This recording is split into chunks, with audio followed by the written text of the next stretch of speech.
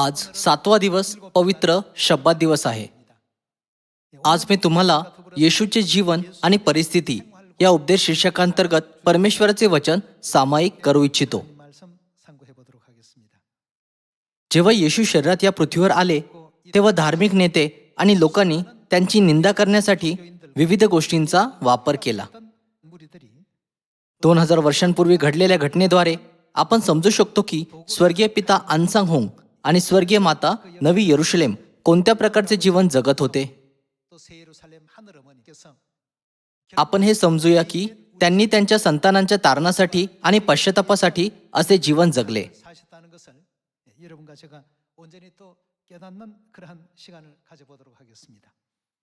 या आपण कलसीकरास पत्र अध्याय 2 वचन 2 पाहूया.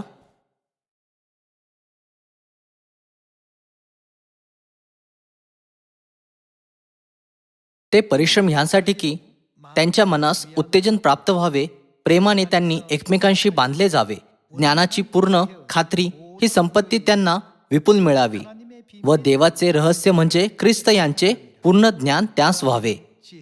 त्या ख्रिस्तामध्ये ज्ञानाचे व बुद्धीचे सर्व निधी गुप्त आहेत.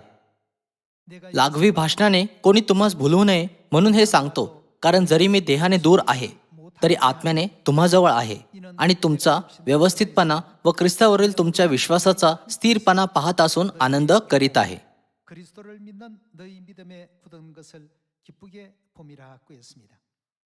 कलिस्कारास पत्र अध्याय 2 नुसार परमेश्वराचे रहस्य कोण आहे? ते ख्रिस्त आहेत. कलसीकरास पत्र अध्याय 2 स्पष्ट करतो की आपण ख्रिस्त आणि त्यांच्या शिकवणींची योग्यरित्या जाणीव केली पाहिजे. सर्व लोकांनो, एखादे रहस्य पुष्कळ लोकांना प्रकट केले पाहिजे का? नाही. म्हणून ख्रिस्ताच्या पहिल्या आगमनावेळी परमेश्वराच्या रहस्याची जाणीव करणे सोपे नव्हते. या आपण मत्ते अध्याय 16 वचन 18 वर एक दृष्टी टाकूया.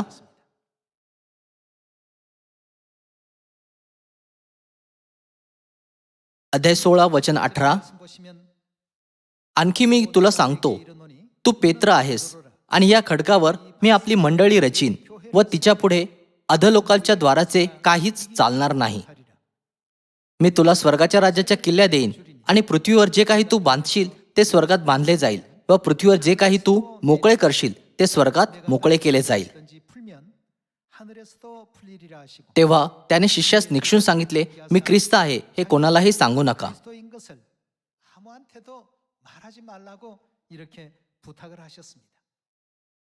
जेव्हा पेत्राने येशूला ख्रिस्त म्हणून ओळखले आणि त्याच्या विश्वासाची कबुली दिली तेव्हा येशूने त्याला आज्ञा दिली की ते ख्रिस्त आहे हे कोणालाही सांगू नये.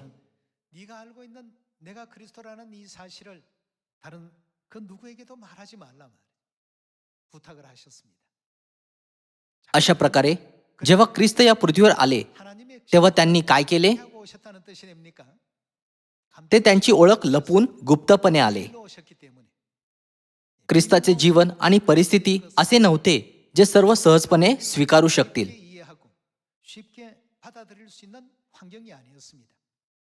परमेश्वर गुप्तपणे आले, शरीर धारण केले आणि आपल्यासारखे जीवन जगले. ते अशा परिस्थितीत आले ज्याचा स्वीकार करणे अत्यंत कठीण होते. या सर्वांच्या मागे आपल्या तारणासाठी परमेश्वराचा महान उद्देश होता. माझा विश्वास आहे की आपण स्वर्गीय पापी म्हणून आपल्या पापांकडे वळून पाहिले पाहिजे, ज्यांच्यामुळे त्यांना असे जीवन जगावे लागले आणि पश्चाताप केला पाहिजे. मग येशू कोण आहे? या आपण यशाया अध्याय 9 वर एक दृष्टी टाकूया.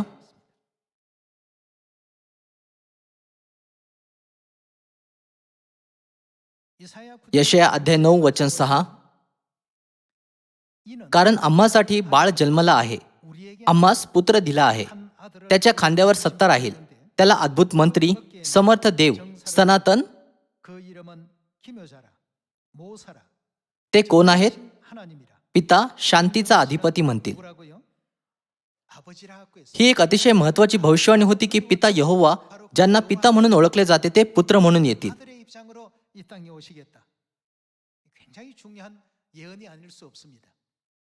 वचन 7, त्याच्या सत्तावृद्धीला व शांतीला अंत नसणार. तो दाविदाच्या सिंहासनावर बसून त्यांचे साम्राज्य चालवेल आणि तेथून पुढे ते सर्व काळ न्यायाने व धर्माने दृढ व स्थिर करील. सेनाधीश परमेश्वराचा आवेश हे सिद्धीस नेईल.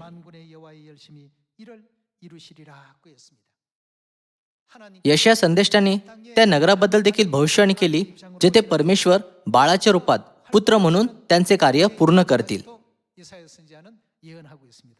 या आपण अध्याय 9 वचन 1 वर जाऊया.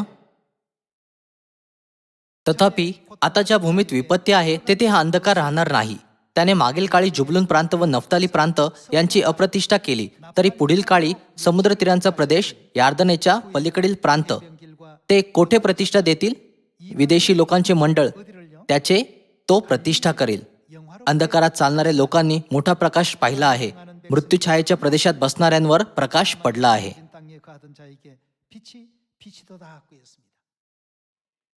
गालिलातील माहिती देखील, जेथे येशू आपले सेवाकार्य पार पाडणार होते, त्यांच्या येण्याच्या सुमारे 700 वर्षांपूर्वी भविष्यवाणी करण्यात आली होती.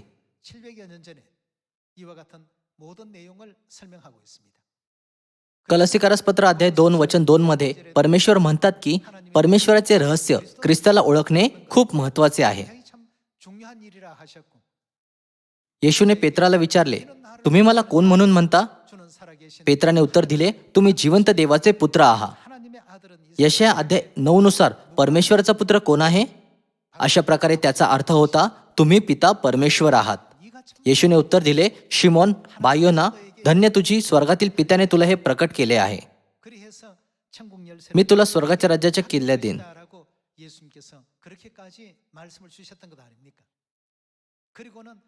मग त्याने त्याला आज्ञा दिली की तो ख्रिस्त आहे हे कोणालाही सांगू नये. हे एक कारण आहे की परमेश्वर जे या पृथ्वीवर आले, कीर्ती आणि गौरवाने परिपूर्ण, जगाच्या कल्पनेप्रमाणे कधीच प्रकट होऊ शकले नाही.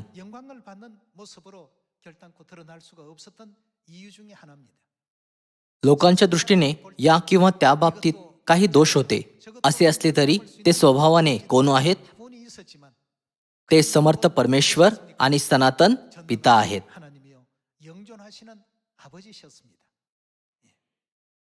या पृथ्वीवर आल्यावर समर्थ परमेश्वर सनातन पिताने कोणत्या प्रकारचे जीवन जगले ते पाहूया. या आपण एकत्र लूक अध्याय 11 उघडूया.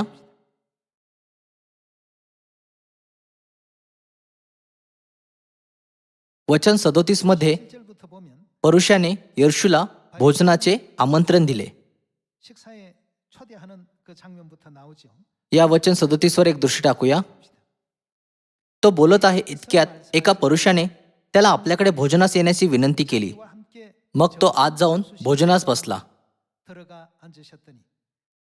त्याने भोजनापूर्वी हातपाय धुतले नाहीत असे पाहून पुरुषाला आश्चर्य वाटले. परंतु प्रभूने त्याला म्हटले, तुम्ही पुरुषी ताटवाटी बाहेरून स्वच्छ करिता, पण तुमचा अंतर्भाग जुलूम व दुष्टपणा यांनी भरला आहे. अहो निर्बुद्ध माणसांनो, ज्यांनी बाहेर भाग केला त्यांनी अंतर्भागही केला नाही का? तर जे आत आहे त्याचा दानधर्म करा, म्हणजे पहा सर्व तुम्हास शुद्ध आहे. येशूने जेवणापूर्वी आपले हात धुतले नाहीत. त्यांनी भांडे न वापरता उघड्या हातांनी भोजन केले. हे पाहून परुषी खूप आश्चर्यचकित झाले. जर कोणी परमेश्वराच्या वचनांचा प्रचार करण्याच्या स्थितीत असेल तर ते किमान पवित्र दिसण्याचा प्रयत्न करेल. पण येशूचे जीवन पूर्णपणे विरुद्ध होते. परमेश्वराने विविध कृत्ये केली ज्यामुळे परमेश्वराचा परिचय ओळखणे कठीण झाले आणि त्यांचे गौरव पूर्णपणे लपवण्यात आले. या आपण मत्तय अध्याय 11 वचन 18 वाचूया.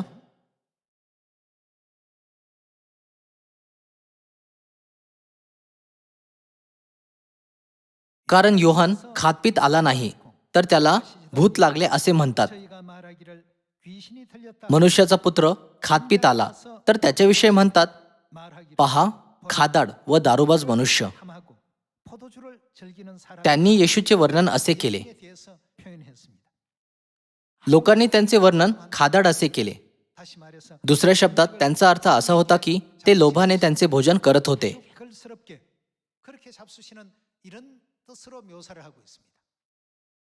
पहा, खादाड व दारोबाज मनुष्य, जकातदारांचा व पापी जनांचा मित्र.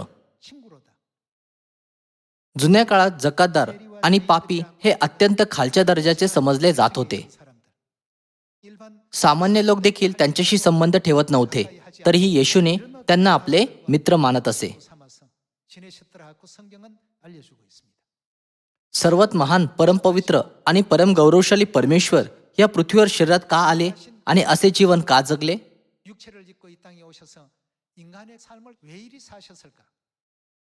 म्हणून कलसीकरास पत्र अध्याय 2 मध्ये लिहिले आहे की परमेश्वराचे रहस्य ख्रिस्त आहे. येशूने त्यांच्या शिष्यांना देखील आज्ञा दिली की ते ख्रिस्त आहेत हे कोणालाही सांगू नये. खरोखर परमेश्वराने त्यांच्या खऱ्या लोकांना शोधण्यासाठी आणि मानवजातीच्या पापांची क्षमा करण्यासाठी अशा प्रकारे जगणे निवडले.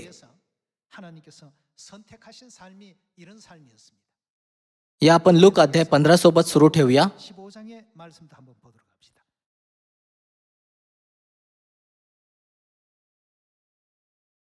या आपण लूक अध्याय 15 वचन 1 वर एक दृष्टी टाकूया.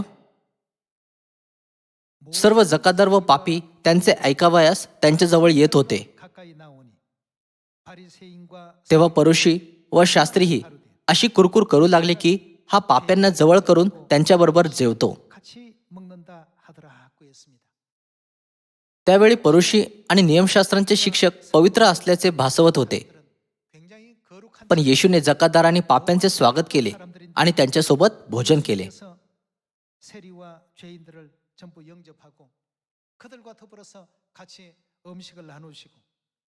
ते अजिबात गौरवशाली दिसत नव्हते. या सुवार्तेचा लेखक लूक याने या दृश्याची नोंद केली आहे. जर या युगात येशू या प्रकारे प्रकट झाले तर काय होईल? या आपण मत्ते अध्याय 21 वचन 31 वर जाऊया.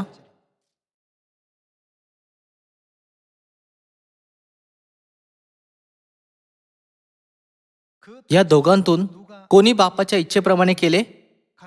ते म्हणाले, दुसऱ्या मुलाने. येशूने त्यास म्हटले, मी तुम्हास खचित सांगतो, जकातदार व कसबीनी तुमच्या आधी देवाच्या राज्यात जातात. येशूने सगळीकडे फिरून असे शिकवले की त्या दिवसांमध्ये सर्वात तुच्छ आणि वंचित लोक परमेश्वराच्या राज्यात प्रवेश करणारे सर्वात पहिले असतील. सर्व लोकांनो, याची कल्पना करा.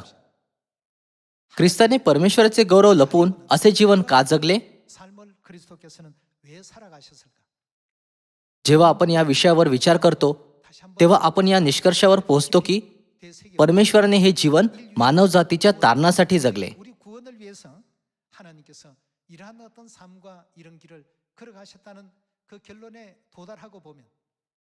जसे यशया अध्याय 53 मध्ये लिहिले आहे, ते आपल्या पापांमुळे झाले. जर आपण स्वर्गात पाप केले नसते तर परमेश्वराच्या बाबतीत असे कधी घडले नसते. आपले सर्व समर्थ पिता परमेश्वर यांनी त्या लोकांना देखील आशा दिली जे गरीब, दीन, दुर्बल आणि मनुष्यापेक्षा कमी दर्जाचे वागवले गेले आणि त्यांना स्वर्गाविषयी सत्याबद्दल जागृत केले.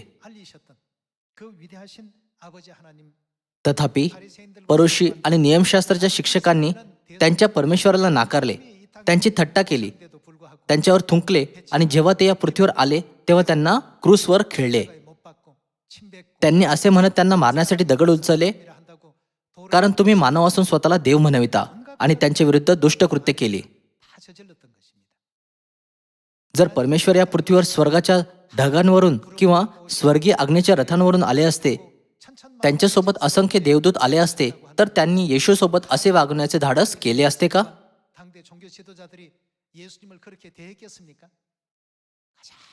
जसे की ते साधारण पदावर आले होते म्हणून लोकांनी त्यांना ओळखले नाही आणि त्यांच्याशी त्याप्रमाणे वागले. जेव्हा पेत्राने त्याला ओळखले तेव्हा तो म्हणाला, मी ख्रिस्त आहे हे कोणालाही सांगू नका. असे यामुळे कारण की मी गुप्तपणे आलो आहे. या आपण करंथीकारा दुसरे पत्र अध्याय 4 वचन 4 वर एक दृष्टी टाकूया. 살펴보겠습니다.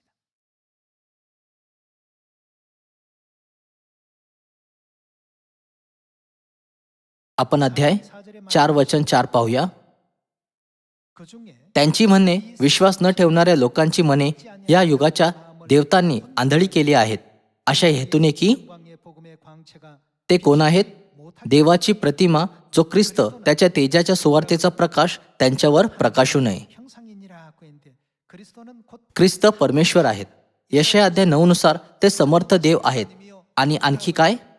सनातन पिता. यशया अध्याय 9 मध्ये अशी भविष्यवाणी केलेली नाही का की ते गालिलाचा सन्मान करण्यासाठी आणि एक मोठी ज्योती प्रकाशित करण्यासाठी येतील? 시는 이와 같은 일을 하신다고 이사야 9장에 예언되어 있었지 않습니까? या आपण वचन 6 वर जाऊया. 어두운 कारण अंधारातून उजेड प्रकाशित होईल, 이라 하시던 असे जो देव बोलला तो येशू ख्रिस्ताच्या मुखावरील देवाच्या गौरवाच्या ज्ञानाचा प्रकाश पाडण्यासाठी आमच्या अंतःकरणात प्रकाशला आहे. 우리 마음에 비추셨느니라 하고 했습니다. जरी परमेश्वर स्वतःला परमेश्वर नसल्यासारखे वेश घेत असेल, 것처럼 तरी त्यांच्या खऱ्या लोकांनी कसा प्रतिसाद दिला पाहिजे? 또 그렇게 하신다 할지라도 하나님 आपण 백성들은 त्यांना 어떻게 해요? ओळखले पाहिजे. 깨달아야 되겠죠. स्वर्गीय संतानांना वाचवण्यासाठी परमेश्वर स्वर्गाचे गौरव लपवून गुप्तपणे शरीरात आले. 하늘의 모든 영광을 다 감추시고 비밀로 아멘 त्यावेळी असे लोक होते ज्यांनी परमेश्वराला ओळखले आणि असे लोक होते जे त्यांच्यापासून दूर गेले. 하루에 5,000 लोकांनी त्यांचे पालन केले. पण योहान अध्याय 6 वचन 66 काय म्हणते की त्यांनी असे केले? 저희가 다 어떻게 했다고요? 물론 त्यांचे पुष्कळ शिष्य परत गेले. 하나님이 친히 오셔서 जरी परमेश्वर आले, त्यांनी त्यांना आपल्या शिकवणी दिल्या 놀라운 이적 आणि चमत्कारिक चिन्हे दाखवली, तरी ते त्यांच्यापासून दूर गेले, कारण त्यांनी त्यांची इच्छा पूर्ण केली नाही. 하루아침에 다 사라져 버리는 이런 어떤 अशा परिस्थितीचा सुवार्तेमध्ये अनेक वेळा उल्लेख केला आहे.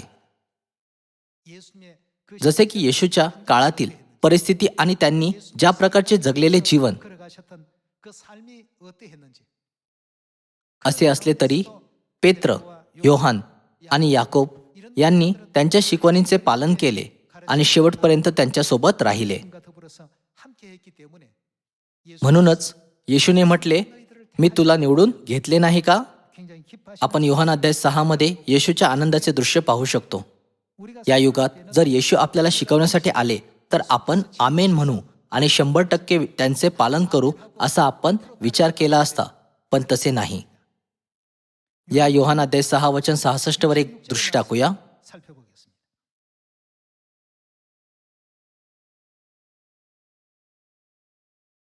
यावरून त्याच्या शिष्यांपैकी पुष्कळ जण परत गेले आणि ते पुन्हा कधी त्याच्याबरोबर 함께 म्हणजे येशू चालले नाहीत. 그라고 하는 것은 예수님과 함께 त्यांनी यापुढे काय केले नाही? 하더라 하고 했습니다. जेव्हा येशूने म्हटले, आत्मा हा जिवंत करणारा आहे, देहापासून काही लाभ नाही, नाशवंत अन्नासाठी श्रम करू नका, तर सार्वकालिक जीवनासाठी टिकणारे अन्न देईल त्यासाठी श्रम करा. ते म्हणाले, हे वचन कठीण आहे, हे कोण ऐकून घेऊ शकतो? आणि त्यांनी त्यांना सोडले. जरी सर्वसमर्थ परमेश्वर या पृथ्वीवर शरीरात आले आणि त्यांनी त्यांना शिकवले, 말씀을 주시는 तरी पुष्कळ लोक मागे परत गेले. 다 물러가고 떠나가 버렸습니다. वचन 67 म्हणून येशू 12 शिष्यांना म्हणाला, तुमचीही निघून जाण्याची इच्छा आहे का? 시몬 베드로가 대답 शमोन पेत्राने त्याला उत्तर दिले, प्रभूजी आम्ही कोणाकडे जाणार? सार्वकालिक जीवनाचे वचन आपणाजवळ आहेत 로 가오리까 आणि आम्ही विश्वास ठेवला आहे व ओळखले आहे की देवाचा पवित्र तो पुरुष आपण आहात. जे लोक येशूला योग्यरित्या ओळखत होते त्यांनी शेवटपर्यंत त्यांच्या शिकवणीचे पालन केले, पण सामान्य लोकांनी ज्यांनी असे केले नाही ते त्यांना सोडून गेले. 다 물러가 버렸습니다. 그만큼 याचा अर्थ असा होत नाही का की सामान्य लोकांना त्यांना परमेश्वर म्हणून समजणे सोपे नव्हते? 쉽지 않았다는 의미 아니겠습니까? 보리떡 त्यांनी 5,000 लोकांना जवाच्या 5 भाकरी आणि 2 मासे खाऊ घातले आणि 12 टोपल्या अजूनही शिल्लक होत्या. 에도 불구하고 त्यांनी भाकरी खाल्ल्या, पण ते त्यांना सोडून गेले. हे खरोखरच आश्चर्यकारक आहे. 참 놀라운 일입니다. अशा परिस्थितीत ख्रिस्ताने सुवार्तेचा प्रचार केला. 복음을 전파하시고 ते अशा जगात राहत होते जेथे ख्रिस्तावर एवढा कमी विश्वास होता. 삶을 이 땅에서 살아가셨습니다. या योहान अध्याय 10 वर जाऊया. 장으로도 말씀 한번 옮겨 봅시다. योहान अध्याय 10:30. 30절입니다. मी आणि पिता एक आहो. 하나이니라 하신대. तेव्हा यहुद्यांनी त्याला दगडमार करावयास पुन्हा दगड उचलले. 하거늘 येशू त्यांना म्हणाला, मी पित्याकडची पुष्कळशी चांगली कृत्ये तुम्हाला दाखवली आहेत. त्यातून कोणत्या कृत्यांमुळे तुम्ही मला दगडमार करिता? 어떤 일로 나를 돌로 치 यहुद्यांनी त्याला उत्तर दिले, चांगल्या कृत्यांसाठी आम्ही तुम्हाला दगडमार करीत नाही, तर दुर्भाषणासाठी, कारण तुम्ही मानव असून स्वतःला देव म्हणविता. 내가 사람이 되어 자칭 하나님이라 함이로다 하고 했습니다. येशू परमेश्वर आहे की नाही? यशाया संदेष्टा आपल्याला स्पष्टपणे शिकवतो की जरी ते बालक म्हणून पुत्र म्हणून जन्माला येतील तरी ते समर्थ परमेश्वर सनातन पिता आहे. 이사야 선지자는 알려주셨는데도 불구하고 तथापि त्या काळातील परिस्थितींमुळे लोकांनी विचारले, एक साधा मनुष्य परमेश्वर कसा होऊ शकतो? 어찌 하나님이냐. जरी त्यांना असे वागवले गेले तरी त्यांनी फक्त आपल्या तारणावर लक्ष केंद्रित केले 바라보시고 आणि आपल्या संतानांना वाचवले, जाईपर्यंत जगाचे पाप उचलून नवीन कराच्या मार्गावर चालले. 감당하시고 새 언약의 그 길을 걸어가신 आपण परमेश्वराची कृपा, प्रेम, बलिदान आणि भक्ती कधीही विसरू नये. 또 잊지 않는 우리 모두가 되어야 되겠습니다. तथापि काही निर्लज्ज लोकांनी त्यांना दगड मारण्याचा प्रयत्न केला. 일들도 있었고 या आपण अध्याय 6वर जाऊया. 넘어가 보겠습니다. योहान अध्याय 6:41. 41절입니다. मी स्वर्गातून उतरलेली भाकर आहे असे तो म्हणाला, म्हणून यहुदी त्यांच्याविषयी कुरकुर करू लागले. ते म्हणाले, ज्यांचे आईबाप आपल्याला ठाऊक आहेत तोच हा योसेफाचा पुत्र येशू आहे ना? तर मग मी स्वर्गातून उतरलो आहे असे आता तो कसे म्हणतो? येशू स्वर्गातून खाली आले नाहीत का? 하늘로부터 내려오셨습니까? 내려오지 않았습니까? यहुद्यांनी परमेश्वराला ओळखले नाही, जे स्वर्गातून मनुष्य रूपात खाली आले. 오셨는데 이들은 알지 못합니다. ते मरिया नावाच्या स्त्रीच्या शरीराद्वारे या पृथ्वीवर आले. 이 땅에 오셨지만 त्यांना वाटले त्यांचे पिता योसेफ आहे आणि आपण त्याच्या माता पिताला ओळखतो. तो असे खोटे कसे बोलू शकतो की तो स्वर्गातून खाली आला आहे?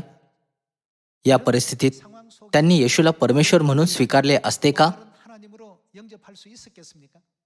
त्यांनी त्यांना क्रूसवर खेळण्यात पुढाकार घेतला. 서슴지 않았습니다. त्यांचे रक्त आम्हावर व आमच्या मुलाबाळांवर असो, 자기 자손들에게 다 돌려다 यहुदी असे म्हणण्यासाठी पुरेसा आत्मविश्वास ठेवत होते. या योहान अध्याय 7वर जाऊया. 또 옮겨봅시다.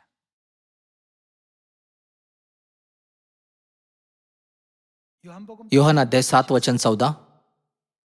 मग अर्धा सण आटोपल्यावर येशू वर मंदिरात जाऊन शिक्षण देऊ लागला. 나가사 가르치시니 유대인 ह्यावरून यहुदी आश्चर्य करून म्हणू लागले, शिकल्या वाचून ह्याला विद्या कशी आली? 그를 아느냐. ते नकारात्मक स्वरात गोष्टी बोलत होते, जसे की त्याच्याकडे एक शैक्षणिक पार्श्वभूमी नाही पण तो साक्षर आहे. 지금 말들을 하고 있습니다. वचन 41. कित्येक म्हणाले हा ख्रिस्त आहे, दुसरे कित्येक म्हणाले ख्रिस्त 어찌 어디서 कुठे? 오겠다고요? गालिलातून येतो काय? 그리스도는 절대 आम्हाला माहीत आहे की ख्रिस्त कधीही गालिलमधून बाहेर येऊ शकत नाही. तथापि येशू गालिलमधून आले नव्हते का? अशा प्रकारे त्यांनी येशूची निंदा केली. 나오고요. 요한 या योहान अध्याय 1वर देखील एक दृष्टी टाकूया.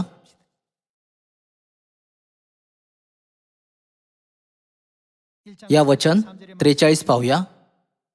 दुसऱ्या दिवशी त्याने गालिलात जाण्याचा बेत केला. तेव्हा फिलिप त्याला भेटला. येशूने त्याला म्हटले, माझ्या मागून ये. फिलिप हा तर आंद्रिया व पेत्र यांचे नगर बेत्सेदा येथला होता. फिलिपाला नथनेल भेटल्यावर तो त्याला म्हणाला, ज्याच्याविषयी मोशेने नियमशास्त्रात लिहिले व संदेशाने लिहिले, तो म्हणजे योसेफाचा मुलगा येशू नासरेतकर आम्हास सापडला आहे. नथनेल त्याला म्हणाला, नासरेतातून काहीतरी उत्तम निघू शकते काय? 것이 날 수 있느냐 하고 했습니다. नासरेत जेथे येशूने सुवार्तेचा प्रचार केला होता ते चांगल्या प्रतिष्ठेचे ठिकाण नव्हते. 그 지역이 좋은 어떤 동네가 아니었고 명망이 있고 평판이 있던 그런 नासरेतातून काहीतरी उत्तम निघू शकते काय? 있어서 무슨 선한 것이 날 수 있느냐? जसे की आपण पाहू शकतो, येशूच्या जीवनाने आणि परिस्थितीने ख्रिस्ताचे गौरव लपवले होते. 충분한 조건이 되었습니다. 아무도 예수님을 अशा परिस्थितीत कोणीही येशूला मसीहा, परमेश्वर किंवा ख्रिस्त म्हणून स्वीकारू शकत नव्हते. 그래서 예수 म्हणून येशूने काय म्हटले? 하셨습니까? या आपण मत्ते अध्याय 11 वर एक दृष्टी टाकूया.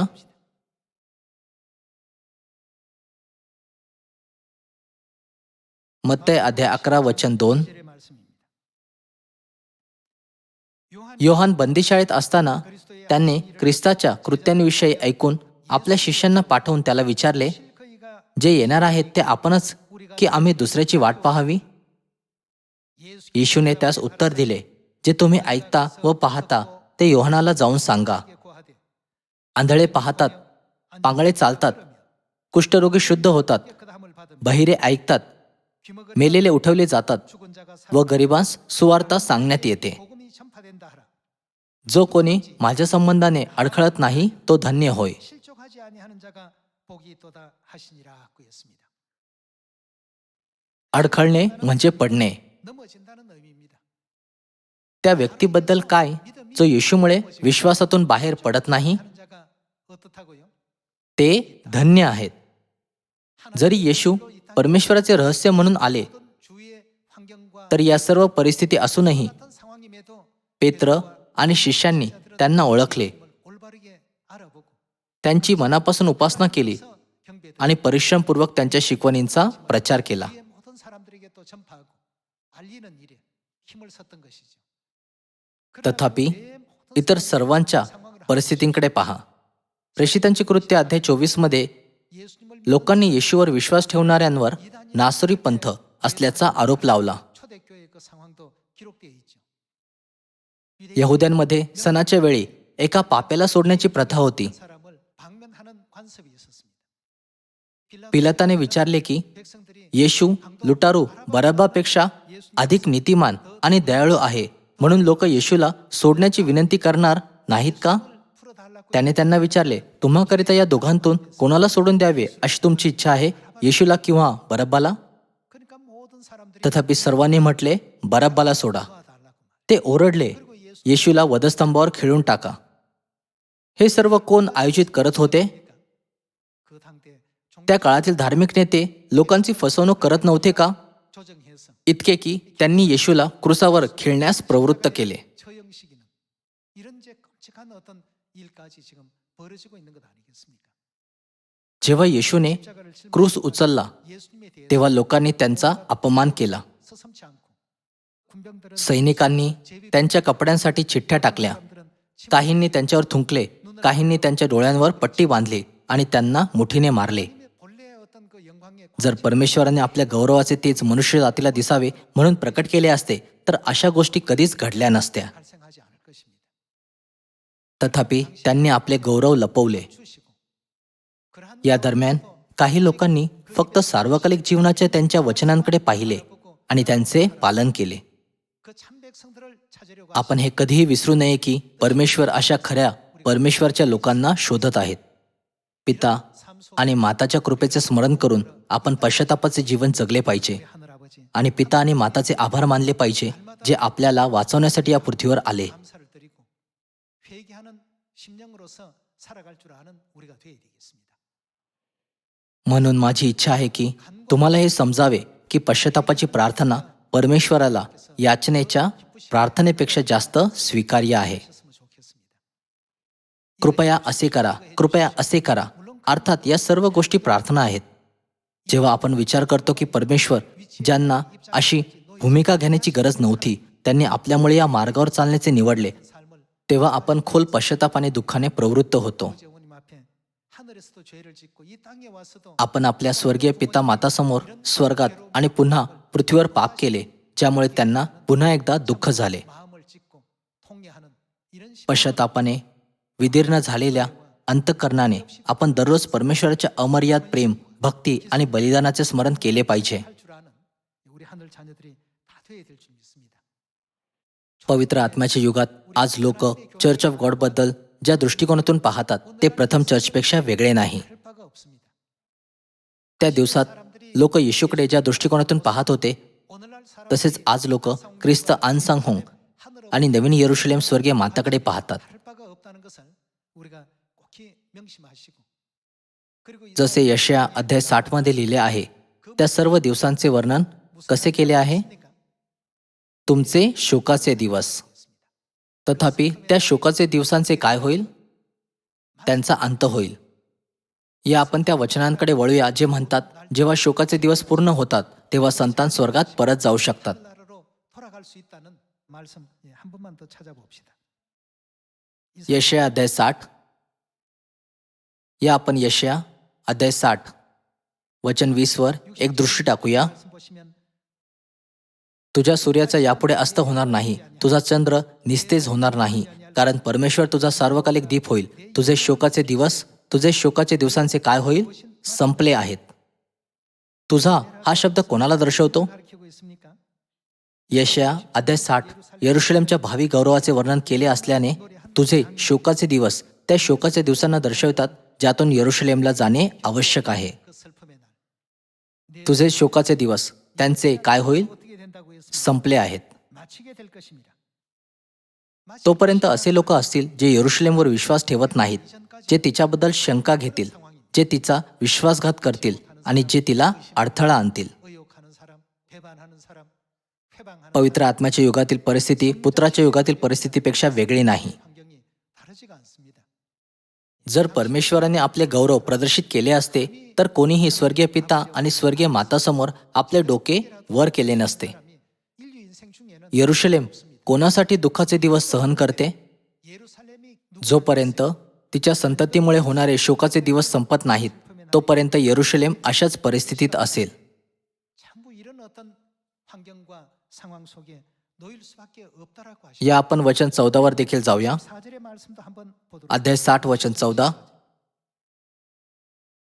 तुला पीडा करणाऱ्यांची मुले तुझकडे नमत येतील, तुला तुच्छ मानणारे सर्व तुझ्या चरणी लोटांगण घालतील, तुला परमेश्वराचे नगर इस्रायलाच्या पवित्र प्रभूंचे सियोन म्हणतील. 이스라엘의 거룩한 자의 시온이라 하리라 하고 있습니다. इथे तुला पीडा करणारे कोण आहेत? 이렇게 한다는 것입니다. ते यरुशलेमला यातना देणारे आहेत. 작은 자들, मग ते तिच्यावर वेदना, दुःख आणि यातना आणतील. 고통과 아픔을 줄 수밖에 없습니다. त्या सर्व क्षणांना सहन करत असताना 하시면서 तिने तिच्या संतानांच्या तारणासाठी हा मौल्यवान वेळ दिला आहे. 우리에게 또 주어지고 있다는 것. आपण हे कधीही विसरू नये की अशा प्रकारे आपल्याला पश्चाताप करण्यासाठी वेळ दिला जातो. 우리 모든 자녀들이 항상 잊어서는 안 되겠습니다. पिताच्या पहिल्या आगमनाच्या परिस्थितीत आणि त्यांच्या दुसऱ्या आगमनाच्या परिस्थितीत काही फरक नाही. या आपण वचन 14 पुन्हा वाचूया. तुला पीडा करणाऱ्यांची मुले तुझकडे नमत येतील. 이제 마침내는 이런 हा गौरवशाली दिवस येईल. 온다는 것이죠. तुला तुच्छ मानणारे सर्व 모든 जा가 परमेश्वराला तुच्छ लेखण्यात आले, त्यांचा उपवास करण्यात आला आणि त्यांची थट्टा केली गेली. 하나님이신데 왜 काही विचार करतील, जर ते परमेश्वर आहेत तर त्यांना त्रास का होतो? 당하시지? जरी ते समर्थ परमेश्वर सनातन पिता असले तरी त्यांना क्रूसवर खेळण्यात आले आणि त्यांनी त्यांचे रक्त सांडले. 주시고 이 모든 것이 यशया संदेशाने यशया अध्याय 53 मध्ये स्पष्ट केले की 모든 죄와 हे आपण स्वर्गामध्ये केलेल्या आपल्या पापांमुळे होते. 이사야 53장에서 설명하고 있습니다. यरुशलेमच्या बाबतीतही असेच आहे. 괴롭힘도 त्यांना त्रास दिला जातो आणि त्यांचा तिरस्कार होतो. 그렇지만 그들이 결국은 तथापि ते तिच्या चरणी नतमस्तक होतील आणि तिला इस्रायलच्या पवित्र परमेश्वराचे सियोन म्हणतील. 시온이라 하게 될 것이다. 성경 बायबल हीच भविष्यवाणी करते. 때문에 येशूने असे म्हटले की बायबल पूर्ण झाले पाहिजे म्हणून ही परिस्थिती अपरिहार्य असेल. 할 수 있는 상황이 아니다 말이에요. 그대로 이루어져야 된다 말이에요. 그래서 म्हणून ते आपल्यासाठी हे सर्व दुःख, निंदा आणि तिरस्कार सहन करतात. 한 것인가를 우리가 생각할 때 आपण स्वर्गीय पिता आणि स्वर्गीय माता यांच्या भक्ती आणि प्रेमाचा गौरव केला पाहिजे. 감사와 영광을 돌리는 우리 모두가 되어야 되겠고요. 그 희생 आपण त्यांच्या बलिदानाचा कधीही विश्वासघात करू नये. 해야 되겠습니다. या परिस्थितीपासून आपले रक्षण करणारे परमेश्वर आपले अद्भुत पिता आणि माता आहेत. 멋진 우리 어머니십니다. या आशेने की आपण शेवटपर्यंत आपला विश्वास गमावणार नाही आणि सार्वकालिक स्वर्गाच्या राज्यात लवकर परत जाऊ, मी आजचा उपदेश समाप्त करू इच्छितो. 이것으로 마치겠습니다. तुमचे खूप खूप आभार.